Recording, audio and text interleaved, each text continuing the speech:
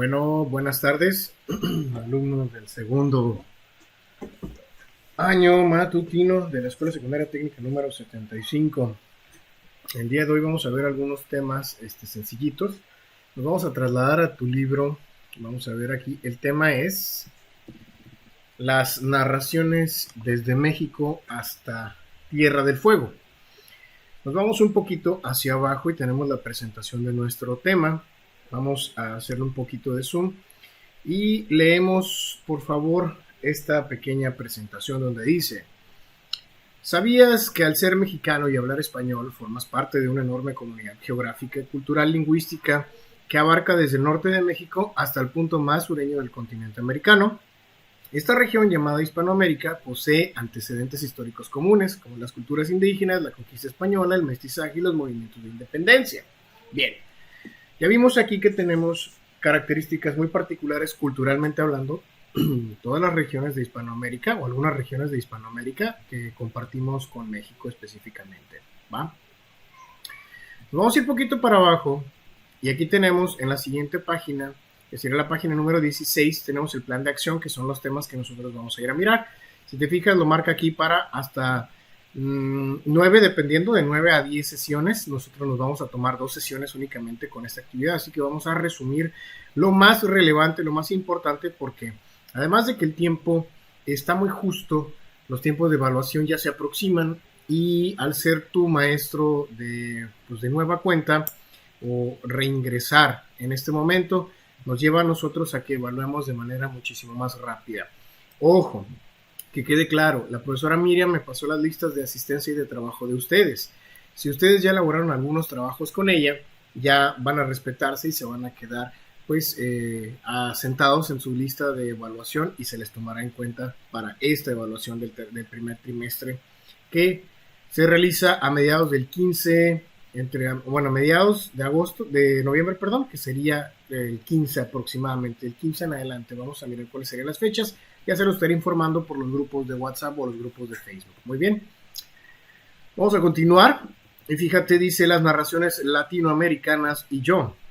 Aquí me hace aseveración o me pone de manera explícita algunos cuentos latinoamericanos o narraciones latinoamericanas de autores precisamente hispanohablantes.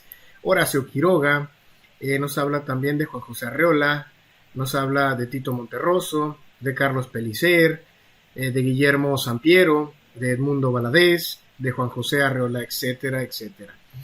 Entonces, específicamente, nosotros se supone que en años anteriores ya hemos leído algunos cuentos que tienen que ver con, o cuando miramos el tema, analizamos qué era el inicio, el desarrollo y el desenlace de la historia, ¿sí? Los clímax, cómo se clasifican los personajes entre principales, secundarios, el personaje antagónico, etcétera, etcétera. A continuación nosotros vamos a leer como marca nuestro aprendizaje esperado. Arriba dice: selecciona, lee y comparte cuentos o novelas de la narrativa latinoamericana contemporánea, y eso es justamente lo que nos vamos a dedicar a realizar.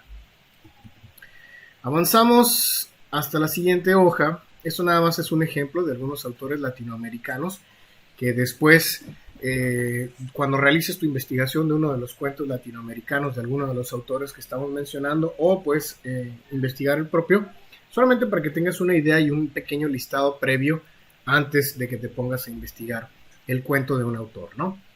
Bien, dice: en América, aquí arribita, en color verde, en el icono de población, dice: en América hay 19 países hispanohablantes con casi 400 millones de hablantes, además de 55 millones de personas que hablan español en Estados Unidos, ¿sí? La cantidad de lectores hispanohablantes es muy numerosa, dado que el español es la segunda lengua más hablada en el mundo. Hispanoamérica ha tenido varios escritores de primera línea cuyas obras se han traducido a diversos idiomas, como José Luis Borges, Julio Cortázar, Juan Rulfo, Gabriel García Márquez, Mario Vargas Llosa, son algunos de ellos por mencionar, ¿no? Desde el siglo XVI ha habido autores literarios que escriben el español en el continente americano, como Gutiérrez de Cetina, Bernardo Balbuena o Francisco de Terrazas. Los escritores hispanohablantes han cultivado todos los géneros y corrientes literarias de su época. Además, han creado movimientos y estilos propios que han cautivado autores y lectores de otros países, de otras partes del mundo, como el criollismo o el realismo mágico. Si te fijas acá, nos están a nosotros de manera gráfica, ya nos está explicando o resalta, si te fijas, Estados Unidos o parte de Norteamérica, como se le llama en el país anglosajón, no se encuentra resaltado en amarillo. Y es que los países hispanohablantes se encuentran resaltados en este color. Somos muchísimos países que hablan la lengua española como lengua materna. Guatemala, Perú, Chile, Venezuela, Argentina, entre muchos más, ¿no? México, por mencionar algunos de ellos. Si vamos a la siguiente hoja, tenemos por acá resaltados algunos más. La literatura hispanoamericana ha enriquecido el español al incorporar regionalismos y voces de lenguas indígenas, por ejemplo, el chocolate, apapachar, el cóndor, chicle, aguacate, caucho, todos ellos provienen de orígenes indígenas, ¿no? Tenemos acá subrayados, siempre que tengamos subrayados en color naranja, vamos a encontrar un pequeño glosario que nos dice a nosotros qué significa léxico y corpus. Léxico dice serie ordenada alfabéticamente de palabras de una lengua. Corpus es el conjunto de datos o textos. Vamos a leer el pequeño párrafo para descifrar a través ya de estos dos significados el contenido del mismo. Las letras del continente han cambiado a la elaboración de diccionarios y se han contribuido, a la elaboración de diccionarios, léxicos, corpus, gramáticas y ortografías. Y han ayudado a ser creadores, asociaciones, académicas, concursos y premios. Por ejemplo, la Asociación de Academias de la Lengua Española o la Nueva Gramática de la Lengua Española o el Diccionario de Americanismos. Voy a ampliar un poquito más esto. De repente sí me falla la verdad la vista. Dice, por acá Brasil también cuenta con una amplia tradición literaria y varios de sus autores contemporáneos tienen gran prestigio internacional. Por ejemplo, João Guimarães Rosa, Glacier Lispector o Rubén Fonseca. Las mujeres han destacado también en las letras hispanoamericanas. Por ejemplo, tenemos uno de los íconos más grandes que se inicia en México, pero que toda Latinoamérica es muy famosa, que es Sor Juana Inés de la Cruz, Gabriela Mistral, Alfonsina Storni, Rosario Castellanos, Isabel Allende, entre muchas más. Nos vamos a brincar hacia la siguiente hoja, y dice aquí, lee las siguientes recomendaciones para que elijas las novelas que te gustaría leer. Ok, yo no voy a leerlo aquí en la clase para hacerlo un poquito mucho más rápido, ¿no? Pero tenemos acá nosotros Ernesto Sabato, tenemos a Carlos Fuentes, tenemos a Rosario Castellanos en 1950, Carlos Fuentes en el 62, en 1948 tenemos a Ernesto Sabato, en 1960 a Mario Benedetti, tenemos a Gabriel García Márquez en 1967 que publica 100 años de soledad, tenemos a Mario Vargas Llosa del Perú en el 77 que publica La tía Julia y el escribidor de Mario Vargas Llosa precisamente. Luego nos dice La casa de los espíritus de Isabel Allende, que es chilena, en el año 1982 es cuando publica esta novela. Vamos a continuar, ya con más detalle tú lo vas ahí a retomar si es necesario para la próxima clase. Esta va a ser una actividad que ahorita vamos a regresar para acá.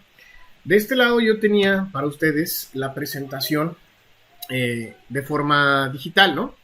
Entonces, las narraciones desde México hasta la Tierra de Fuego. Esto lo voy a subir a Facebook en imágenes para que lo puedas descargar porque, ojo, me vas a transcribir algunos de los elementos que vienen acá. Esto ya lo leímos ahorita, fue la introducción de qué trata precisamente el hecho de que nosotros leamos, cuál es el objetivo de leer las narrativas de Latinoamérica y es precisamente para apropiarnos de otros contextos, para saber por qué y de qué manera están escribiendo en otras partes de Hispanoamérica. Pues vamos hacia el frente y esto es bien importantísimo que me lo copien en el cuaderno. Fíjate bien, aquí arribita nosotros dice características de los personajes. Dentro de los escritos o de las análisis que nosotros hagamos dentro de las lecturas o narraciones latinoamericanas vamos a encontrarnos que todas las historias absolutamente, naturalmente, tienen personajes.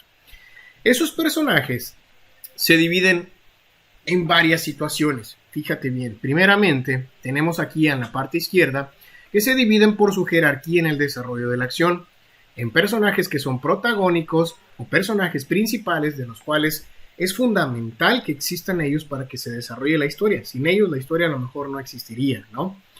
Los secundarios, que son todos aquellos personajes que se encuentran en torno al personaje principal, siempre son muy apegados, muy allegados a este personaje y son importantísimos para que desarrollen de alguna manera la trama de la historia. Los personajes incidentales, dice, pueden o no haberlos en los relatos. Son aquellos personajes que se encuentran incluso, podamos decirlos, de relleno hacia el fondo. A veces son importantes, a veces se les puede otorgar un papel muy importante y en otras ocasiones incluso ni siquiera existir y no pasa nada. También se dividen por su función, el que es el héroe o la persona que es el enamorado, el ser que es amado, el oponente o el personaje antagónico, que es aquella persona que le hace la vida imposible o le mete en jaque, un juicio, las cuestiones que el personaje principal, nuestro héroe o nuestro enamorado realiza dentro de la trama. Aquel aliado que ayuda a nuestro personaje principal, que sería el personaje aliado, el personaje enamorado, el héroe, a realizar su hazaña dentro de la trama. La trama, acuérdate que es la historia. Y aquí dice al final, relación con otros personajes, pues básicamente son personajes que se relacionan entre sí para darle un poco de más constitución a esta trama. Y por último dice por su retrato psicológico y social, que es la forma en que ellos interactúan, cómo piensan, cómo sienten, qué es lo que sienten y de qué manera transmiten ese sentimiento hacia los demás. Aquí tenemos aspectos psicológicos y morales, intenciones y motivaciones, perspectiva ante lo que viven y posición social. Incluso a veces la posición social de nuestros personajes los llevan a realizar ciertas acciones. Si aquella persona es acomodada, si tiene dinero, si es una persona que protagoniza en sociedad, es una persona que de lleno dentro de la trama tiene todas las herramientas o todos los medios habidos y por haber económicamente hablando para poder realizar acciones. Si aquel personaje por ende es pobre o está dentro de una posición económica o posición social baja, entonces este personaje va a batallar dentro de la trama para realizar ciertas situaciones dentro de la historia. Eso es bien importante. Y aquí sucesivamente vamos a leer nosotros, porque esto ya te tocaría a ti, leerlo específicamente dentro de nuestro libro, cuáles son los aspectos psicológicos y morales, las intenciones y motivaciones y la perspectiva que lo viven, etcétera, etcétera. Esto hay que copiarlo en el cuaderno, por favor, recuerda. Eso también se copia en el cuaderno y nos dice básicamente que la trama de una narración generalmente consta de estas partes. Y acá vienen las partes de la trama. ¿Cuáles son? El inicio, el desarrollo, el desenlace y el clímax. El clímax puede estar en el desarrollo, pero también hay pequeños microclímax en el desenlace. Vámonos al inicio. El inicio siempre nos introduce a personajes, lugares, circunstancias que originan este conflicto. Es aquel momento en el cual se dice a nosotros quiénes van a ser los personajes de nuestro cuento, narración, novela o película, por así llamarlo. ¿Dónde es el lugar que se suscitan los hechos? ¿Y cuáles son las circunstancias que están originando este conflicto? Bueno, entonces decíamos que el desarrollo, por su lado, nos muestra las acciones que encadenan estas acciones o todas las acciones en sí para formar la historia de manera general. Después tenemos nosotros el clímax, donde dice que es la parte de suspenso, donde se culmina el desarrollo. Y al final, que es el desenlace, que es la solución del conflicto del cual nuestra historia trata o narra. Nos vamos a ir a lo que es la trama de un relato. La trama de un relato es la historia y nos dice que se puede organizar de dos formas, ya sea de manera lineal o de manera no lineal. De manera lineal nos habla de cuando se nos relata a nosotros una historia de inicio hasta el final, ¿no? Tal cual, inicio, desarrollo y conclusión. Si a nosotros se nos dice que es una trama no lineal, esto significa que puede iniciar desde el final a contar la historia. Muchas películas utilizan este recurso para enganchar a la persona que está viendo la película. En este caso sería un libro, una novela, un cuento, ¿no?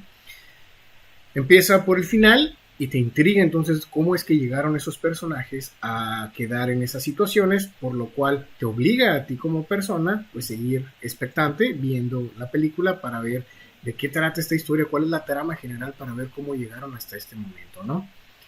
Entonces aquí nos dice la trama lineal es en la que los sucesos siguen un estricto orden y en la no lineal es en la que no se sigue un método directo de cronología, que es la cronología es esto desde el inicio, cómo van subsecuentemente avanzando hasta que llegamos hasta el final. Y básicamente, esto sería lo que te voy a explicar. Como actividad, tú vas a realizar lo siguiente. Te vas a trasladar a la página 23 de tu libro, en el fragmento de Gabriel García Márquez que se llama El amor en tiempos de cólera. Vamos a leer esta lectura, consta de dos hojas completitas, entonces las vamos a leer y vamos a resolver estas 6 preguntas que vienen aquí, que tienen que ver con los personajes y poco de la historia. ¿Quiénes son los protagonistas y cómo los reconocen? ¿Cuál es el conflicto de este relato? ¿Qué acciones hacen los enamorados en la historia? Como miramos acá, ¿no? Que algunos por su función se dividen en el ser amado, o el enamorado, perdón, o el héroe, el ser amado, el oponente, el aliado, personajes protagónicos, secundarios e incidentales. O por acá tenemos los aspectos psicológicos y morales, las intenciones y motivaciones intrínsecas, que básicamente, ¿qué es lo que motiva a este personaje a realizar sus acciones? Una vez que lo termine, voy a contestar las preguntas, pregunta-respuesta, pregunta-respuesta, pregunta-respuesta, y envío mi trabajo a mi maestro a través de WhatsApp o Facebook. A más tardar el día viernes de esta semana, por favor, de ser posible, para que valga el 100%. Trabajos atrasados, ya les había comentado en la presentación, que pues ya no valen lo mismo, valdrían alrededor del 50%, si es que tiene todas las características que se están solicitando para el trabajo. Entonces recuerda, hay que copiar estos elementos, serían este y este. Posteriormente vamos al análisis de lo que sería la lectura del fragmento El amor en tiempos de cólera. Resolvemos estas pequeñas preguntitas y de tarea también me van a investigar ustedes, van a buscar un autor latinoamericano y un cuento, lo van a transcribir en su cuaderno y me lo van a enviar.